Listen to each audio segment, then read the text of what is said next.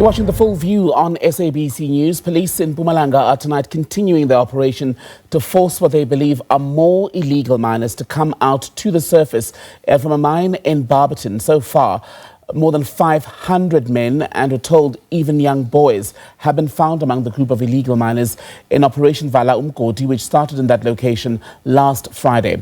Let's talk further now about this. Bring in Mariette Liefferink, CEO of the Federation for Sustainable Environment. And Mariette, we're talking to you tonight because we want to focus on the environmental impact of illegal mining operations in the country. And on that point then, when we see situations such as what's going on in Barberton, what we saw in the Northwest late last year, early this year, what often is the environmental consequence of illegal mining? Yes, perhaps first I must just explain that the South African Human Rights Commission did an inquiry into illegal mining, and they found that the retrenchment of many mine workers, there is a direct link between that and illegal mining. And besides that, what also contributes to illegal mining or the proliferation of illegal mining is the fact that mining companies are not issued with closure certificates when they cease operations. This, of course, then results in lack of care, that is duty of care, no stormwater management, no erosion control, no access control, and that then also produces an environment for illegal mining to flourish. We must also just remember that not all illegal miners are involved in criminal syndicates, and also not illegal miners are illegal immigrants. But besides that, I just also then want to say, in terms of the national artisanal and small-scale mining policy from the Department of Mineral Resources, one of its aims is in fact to educate artisanal and small-scale minings regarding environmental compliance and environmental degradation and pollution. Artisanal miners not only use mercury, which is of course toxic, they also use cyanide, and that of course they often use in areas close to residential complexes or close to farming communities. We find that there are high levels of mercury in some of our river systems, such as the Wonderfonteinspruit, which flows towards the Vaal River system, as a result of the use of mercury and also, of course, of cyanide. Besides that, because they enter it's unauthorized entry onto mine sites, it also results in the collapse of side walls of tailing storage facilities. It also results in open shafts, which of course poses risks. These open shafts also present conduits for ingress into the mine voids. And when often then is the price ultimately paid for that sort of degradation? Do communities pay the price and the illegal miners pay the price in the immediate term? Or is it more of a longer term situation where, for instance, there's a natural disaster in an area or people become ill later as a result of the emission of some of these dangerous gases?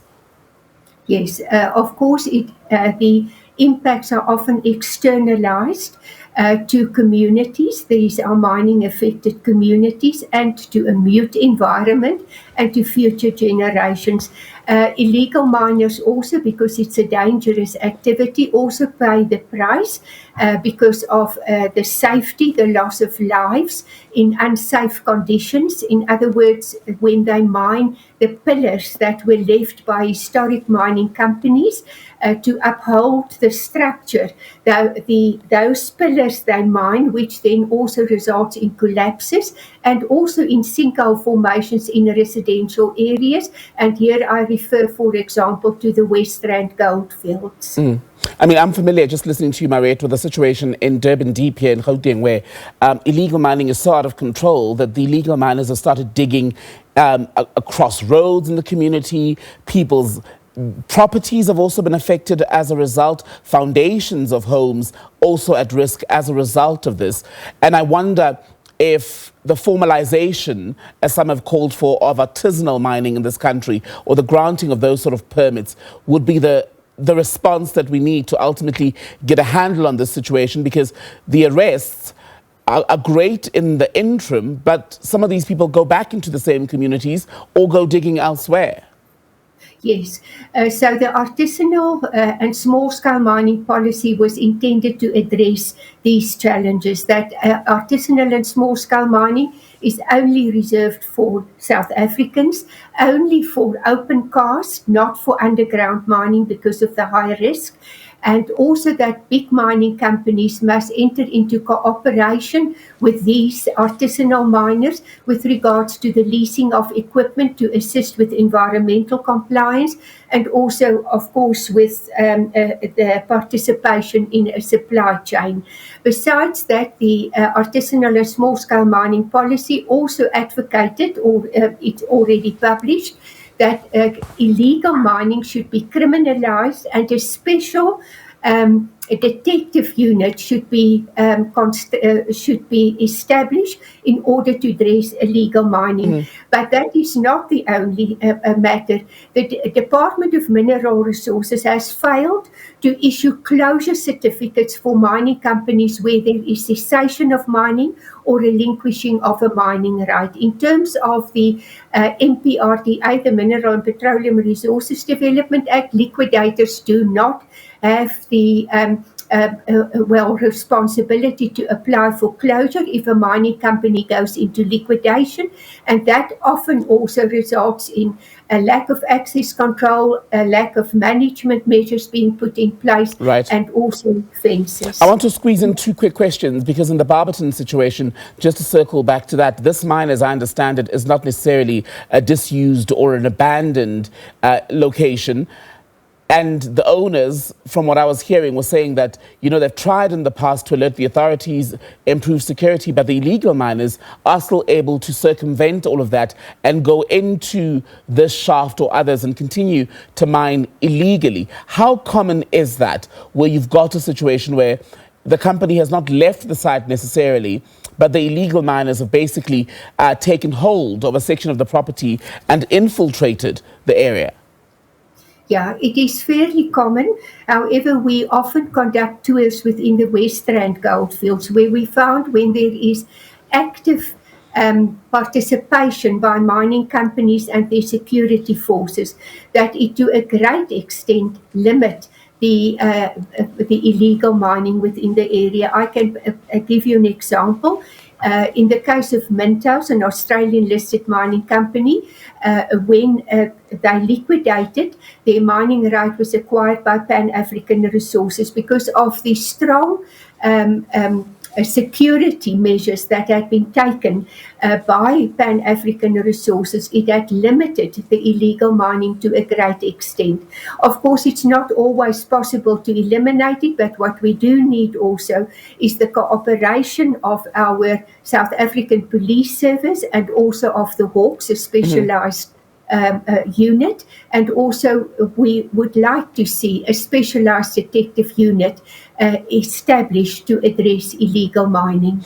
Is Operation Vala Umgodi a useful intervention in the longer term? We will have to wait to see. All I can say that in South Africa we are known for many policies, many plans, many regulations, many strategies, but we are also known for very poor enforcement. So perhaps that is the challenge. It's the challenge for our regulators, and it's a challenge for our police to enforce our excellent environmental legislation. We also, of course, has the Mine Health and Safety Act, and that too can be enforced in order to some extent curtail illegal mining or the proliferation of illegal mining. I may also just mention, you ask about the environmental risks. What also happens is that the illegal miners often vandalize the pipes that carry the slurry. Some of the slurry contains metals in toxic concentrations, and in the goldfields even uranium. The slurry then discharges or spills into the wetlands or into the environment or into communities. Besides that, they often scavenge the infrastructure, such as, for example, the gold treatment plant of Minto's, a 3 billion rand gold treatment plant, was scavenged, and the metals had been sold at a scrap metal. That is a local scrap metal dealer. Now that is problematic because the scrap metal potentially may be radioactive because of our uraniferous waste from gold mining. So there are many issues that we can link with regards to artisanal and small-scale mining, that is environmental risks. So a deeply complex and deeply troubling web when you look at the issue of illegal mining in South Africa. Mariette, we'll hopefully be able to catch up with you again when there's more time. For now, thank you very much. Mariette Liefferink is the CEO of the Federation for Sustainable Environment.